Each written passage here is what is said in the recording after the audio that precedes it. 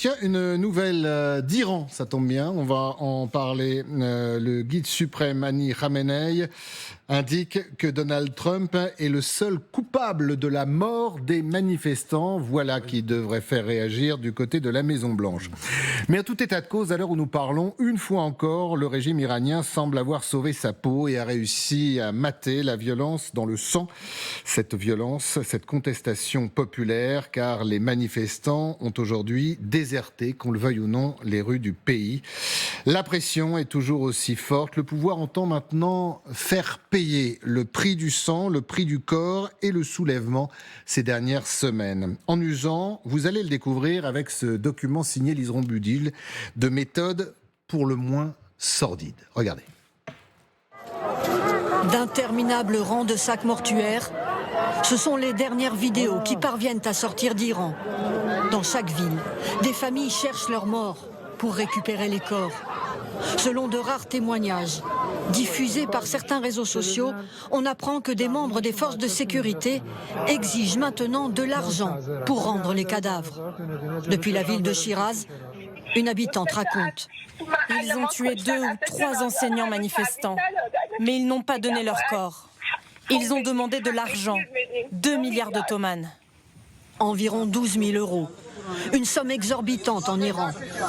Dans une autre ville, un témoin raconte avoir vu une femme dans un hôpital tenter de récupérer le corps de son jeune fils. Ils lui ont demandé des gâteaux et de payer 500 millions d'ottomans, environ 3 500 $ pour récupérer le cadavre de son enfant. Pression psychologique sur les familles de manifestants. Pour cet exilé iranien, ce n'est pas nouveau. C'est une méthode qui date déjà des années 80 et qui a continué durant toutes ces années pour intimider la population. Mais à l'ambassade d'Iran à Paris, on nie ces accusations en bloc. Ce n'est pas des faits réels. En Iran, il y a une réglementation en la matière, c'est-à-dire qu'il y a des frais d'inhumation qui varient selon la ville entre 100 et 300 € et qui peuvent monter jusqu'à même 5 000 € pour les endroits les plus sollicités. Le bilan de la répression violente reste incertain à ce jour.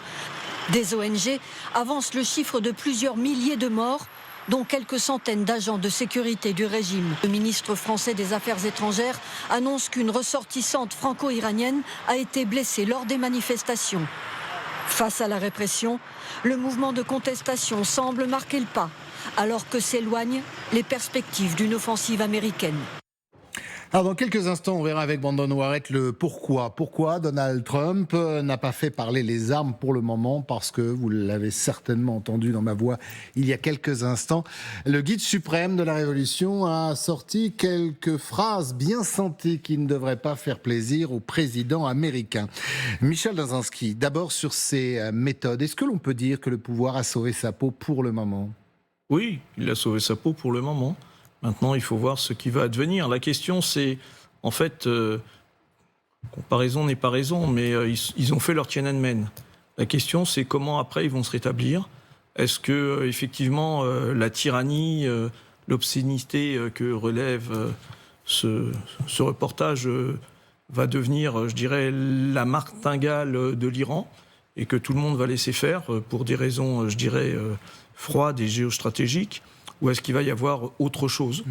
Pour l'instant, je dirais que oui, c'est l'abomination, mais... Le régime peut se venger maintenant que les yeux seront moins braqués vers le pays, vers les méthodes du régime ? Je pense qu'en fin de compte, la problématique du régime, elle a été, de mater la révolte. C'est ce qu'ils ont fait, d'accord ? Dans l'horreur et dans l'obscénité. 2, ça va être... mais ça, c'est un travail plus en interne, c'est... au niveau des passes d'Aran et des services de sécurité, qui a des accointances avec les États-Unis, avec Israël, etc., puisqu'ils savent très bien que l'infiltration, elle vient par des membres qui sont là. Voilà. Après, pour le reste, je pense que ce régime, visiblement, ni Israël ni l'Arabie Saoudite n'avaient envie d'une intervention. Ils l'ont fait savoir aux États-Unis et au président Trump. Donc on en est là. On va en parler justement avec Brandon White qui nous a rejoint, mais juste d'un mot peut-être Magali. Est-ce à dire quand même que dans ce pays, la contestation populaire aussi légitime et virulente soit-elle, n'aura jamais gain de cause si jamais on ne l'aide pas ?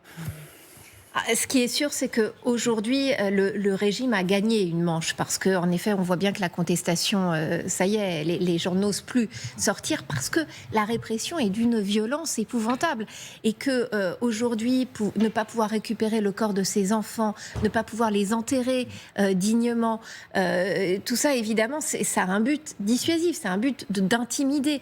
Vous avez en même temps, en ce moment, quand même des aveux publics des manifestants, tout ça est orchestré et diffusé par la télévision iranienne, où en effet des manifestants, des manifestantes expliquent qu'elles ont fait des choses stupides et viennent faire leur mea culpa, tout ça, la voix tremblotante, paniquée, avec le chef du pouvoir judiciaire iranien qui leur fait la leçon. Donc il y a vraiment une volonté de reprendre la main du côté du régime, d'intimider, de dissuader et de bien faire passer le message qu'il ne tolérera pas davantage de débordements.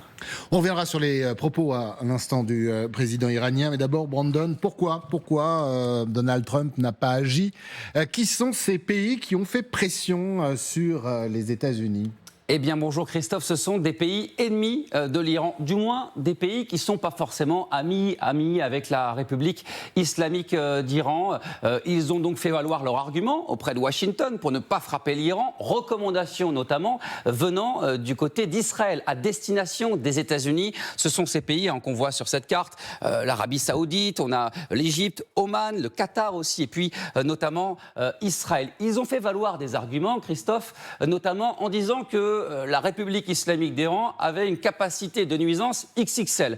Pour deux raisons bien précises. Regardez cette carte notamment où on voit les bases américaines qui sont présentes dans cette région du Moyen-Orient, notamment donc au Qatar, avec la plus grande base américaine, 10 000 soldats américains positionnés. Vous allez me dire, c'est un signe de force. Effectivement, mais c'est aussi un signe de vulnérabilité. On se souvient de ces images en juin 2025 où l'Iran avait riposté après des bombardements américains sur les installations nucléaires. On avait ciblé donc notamment cette plus grande base militaire américaine au Qatar. Et puis un autre argument important, vous allez voir notamment autour de ceux des Trois d'Ormuz, parce que oui, autour de ces pays, c'est là que passe, regardez ce chiffre conséquent, 20% de la livraison mondiale donc, du pétrole dans cette petite partie de territoire, cette voie maritime. Et puis un mot notamment sur la répression en ce moment du régime des mollahs en Iran. On a certains pays plus ou moins autoritaires ne verraient pas d'un bon œil si le régime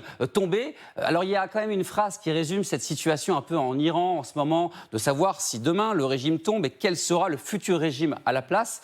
C'est un diplomate américain qui parle anonymement à nos confrères du New York Times. Il dit ceci, c'est très évocateur, mieux vaut un diable qu'on connaît plutôt qu'un diable qu'on ne connaît pas. Merci Brandon. Vous restez avec nous. On va parler quand même de l'Armada dans un instant avec vous. Les images sont impressionnantes. Tout simplement, celle qui était au large du Venezuela se déplace petit à petit. Elle est partie il y a 2 jours. Direction notamment, non pas les côtes de l'Iran, mais cette région stratégique. Benoît Billan, je voyais acquiescer à ce que disait Brandon. Notamment on peut peut-être la revoir, cette dernière phrase, comme une sorte de prophétie.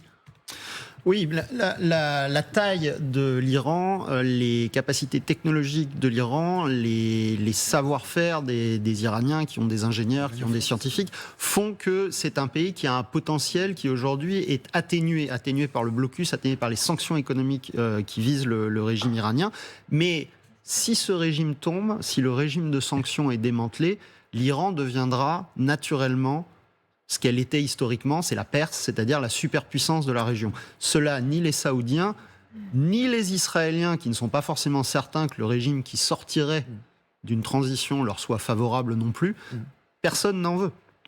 Personne n'en veut parce que le régime déjà a failli arriver à ça après l'échec américain en Irak, où ils avaient pris un poids régional important. Toute la stratégie d'Israël depuis plusieurs années, ça a été justement de miner toutes les positions iraniennes en Syrie, en Irak et ailleurs. S'il y a une transition, si on est contraint de dire bah oui, on normalise les relations avec l'Iran parce qu'on le ferait, eh bien l'Iran reprendrait sa place centrale dans la région. Donc, mais avec un autre régime. Mais qui nous garantit que ce régime-là n'aura pas à un moment des intérêts stratégiques qui ne seront géopolitiques, qui seront en contradiction avec ceux d'autres puissances de la région. Un exemple, dans la même région, Ça veut dire qu'aujourd'hui on n'a pas le coup d'après en fait. On n'a pas le coup d'après. Et vous avez en ce moment dans la même région une rivalité de puissance entre l'Arabie Saoudite et les Émirats Arabes Unis, deux pays qui sont voisins, deux pays dont on pourrait penser qu'ils ont des intérêts communs, mais au Yémen, ils sont en conflit par des intermédiaires, des proxys. C'est le cas également au Soudan, c'est le cas dans plusieurs pays. La partition géopolitique de cette région-là est compliquée. Le régime iranien aujourd'hui est affaibli, c'est un régime odieux, mais c'est ce que veut dire ce diplomate. Mieux vaut un régime odieux dont on sait qu'il est avec des capacités d'action qui sont encore rognées, plutôt qu'un régime qui libérerait la puissance potentielle de l'Iran et qui pourrait, dans ce cas-là, redéstabiliser la région dans un sens incertain, peut-être positif, mais peut-être pas. On va écouter Donald Trump et puis bien évidemment on continue de débattre de cette question importante. Alors est-ce qu'il a été influencé ou pas, le président américain? Écoutez sa réponse. Les responsables arabes et israéliens vous ont-ils convaincu de ne pas attaquer l'Iran? Personne ne m'a convaincu. Je me suis convaincu moi-même. Hier, plus de 800 pendaisons étaient prévues. Et ils n'ont pendu personne. Ils ont annulé les pendaisons. Cela a eu un impact considérable. C'est général le petit bout de la lorgnette. Alors c'est vrai que pour le moment et officiellement, les pendaisons ou les exécutions ont été arrêtées. On sait très bien qu'une fois que Internet est coupé, une fois que les portes sont refermées, notamment des centres pénitentiaires, ils sont terribles en Iran, eh bien le régime fait à peu près ce qu'il veut. C'est important d'avoir le coup d'après. Comment ça se fait que nous n'avons, au sens large, pas le coup d'après pour l'Iran ? Bon, d'abord, peut-être qu'on a été surpris de l'ampleur des manifestations et peut-être aussi de la répression qui a quand même été particulièrement sanglante. Deuxième point, reprenons rien que les États-Unis peut-être n'étaient pas en mesure finalement de faire grand-chose sur l'Iran. D'où la preuve, il n'y avait plus aucun groupe aéronaval, plus une diminution des capacités militaires, à part la base d'Al-Udeid où il y a une centaine d'avions, et puis 10 000 Américains, mais au Qatar, ce qui pose un autre problème. Ensuite, ce qu'on vient d'écouter aussi, ça me montrerait, on en avait discuté en off tout à l'heure, c'est que jamais, aujourd'hui, avec Trump, les Américains n'iront mettre des Rangers sur un territoire étranger pour établir une situation ou une autre. Et pour changer un régime, il faut mettre des hommes sur le terrain ? Ah oui, obligatoirement. Oui, obligatoirement. Vous ne pouvez pas faire ça comme ça. Et ensuite, on voit bien que forcément, même si ceux qu'on va soutenir sont très contents qu'on les aide, au bout d'un moment, ils disent, bon, barrez-vous, parce que c'est pas chez vous, hein, et laissez-nous faire nos affaires. Donc, ce qu'aurait pu faire Trump s'il avait été en position de le faire, c'est donner le coup de boutoir suffisant pour que les manifestants, s'ils avaient réussi à transformer leur révolte en révolution, puissent aboutir. Des frappes sur les casernes, notamment les passes d'Aran, ou sur le pouvoir religieux, ça ne pouvait pas se faire, c'était pas envisageable. Mais surtout, le risque, c'était que ça ne suffise pas, en fait. Oui. Parce que pour faire tomber un régime comme celui des mollahs iraniens, il faut en effet une campagne de frappe peut-être extrêmement longue, avec en effet des relais, une opposition, une figure que l'on peut mettre à la place.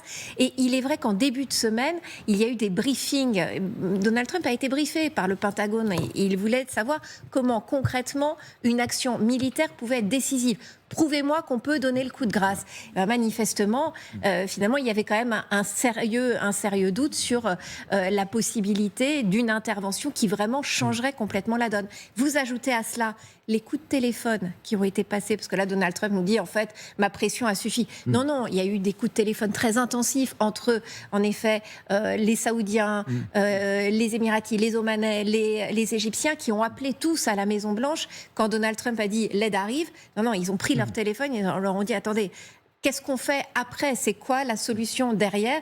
Et en effet, on a plus intérêt à un affaiblissement du régime iranien. C'est en tous les cas ce que pensent les pétromonarchies du Golfe, plutôt qu'à un changement de régime qui nous lance finalement dans une période d'incertitude que personne ne veut vraiment voir dans la région, en plus avec un risque de représailles des Iraniens sur les bases américaines. Sans parler aussi des réactions du côté de Moscou et de Pékin. Michel, je vous laisse la parole dans un instant, et notamment sur la réaction, il y a quelques instants, des autorités iranienne qui vise directement Donald Trump. Brandon nous a rejoint. Pourquoi ?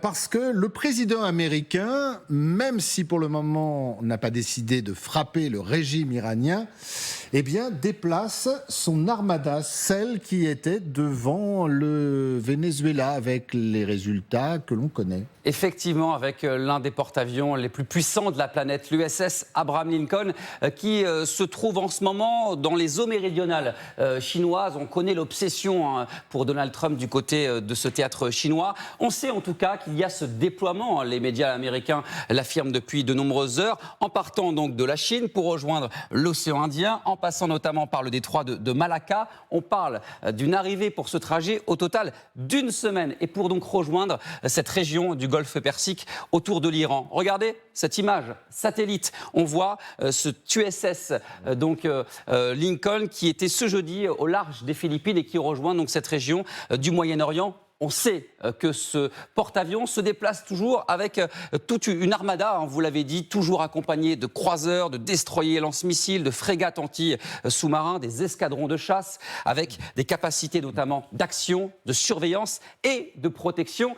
Ces images quand même qui peuvent rappeler d'autres images. Souvenez-vous, nous sommes en novembre dernier. Alors évidemment, là on a ces caractéristiques impressionnantes toujours, de réacteurs nucléaires, jusqu'à 90 avions qui sont déployés sur ce porte-avions, 104 000 tonnes. Et puis regardez, vous allez voir peut-être ces images, novembre 2025, on voit un autre porte-avions américain, USS Gerald Ford, au large du Venezuela, là aussi toujours accompagné de destroyers notamment. Et puis là, on parle quand même de puissance assez importante, jusqu'à 75 avions de chasse, hélicoptères mobilisés, 4500 membres d'équipage. Et donc son pont d'envol aussi, la superficie, c'est l'équivalent de 3 terrains de football. Merci beaucoup pour ce point complet, Brandon. Bon, Michel, tout ça pour ça. Je rajoute quand même ce qu'a dit Ali Khamenei il y a quelques instants. Trump est coupable de la mort des manifestants. Le but des États-Unis, c'est la domination militaire, économique et politique du pays. Bref, les Iraniens n'ont rien compris. Non, mais je crois qu'aujourd'hui, les Iraniens crient victoire, en fait. C'est ce qu'ils font, ils crient victoire, puisqu'ils ont obtenu le fait de pouvoir faire une répression incroyable, que le monde n'a pas bougé, qu'il y a eu les menaces verbales de Donald Trump, et que les ennemis les plus farouches de l'Iran ont dit pour l'instant on ne bouge pas. Donc pour le gouvernement aujourd'hui iranien, c'est une victoire. C'est une victoire à la fois sur la partie interne du paysage politique et en externe vis-à-vis des États-Unis et vis-à-vis d'Israël, de l'Arabie Saoudite, des Émirats, de l'Égypte.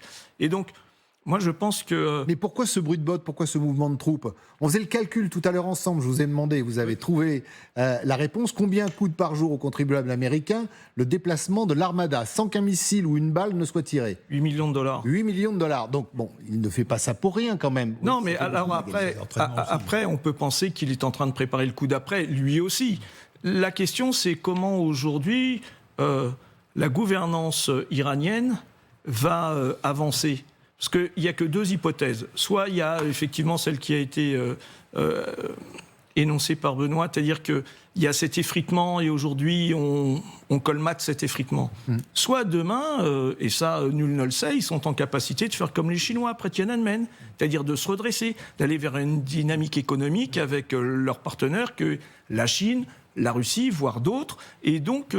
de retourner vers une forme de puissance régionale, parce qu'il reste une puissance régionale. Parce que là, ce qui se passe aujourd'hui, c'est qu'il y a quand même une compétition entre l'Iran, la Turquie, ce qui a été dit, les Émirats, l'Arabie Saoudite. Et la Chine et la Russie pèsent également sur le choix américain ou pas ? Non, je pense pas. Mais je pense qu'aujourd'hui, avec aussi le renseignement israélien, peut-être qu'aujourd'hui, il y a eu, des trames de renseignement israélien qui ont explicité qu'un des bombardements, ce serait peut-être pas si efficient que ça, et qu'aujourd'hui, sur le terrain, ils n'étaient pas suffisamment prêts en termes du coup d'après, c'est-à-dire, est-ce qu'il y aurait quelqu'un chez les passes d'Aram qui serait en capacité de faire une césure gouvernementale et aller vers autre chose, ou l'armée, puisqu'on savait que dans l'armée, il pouvait y avoir des défections.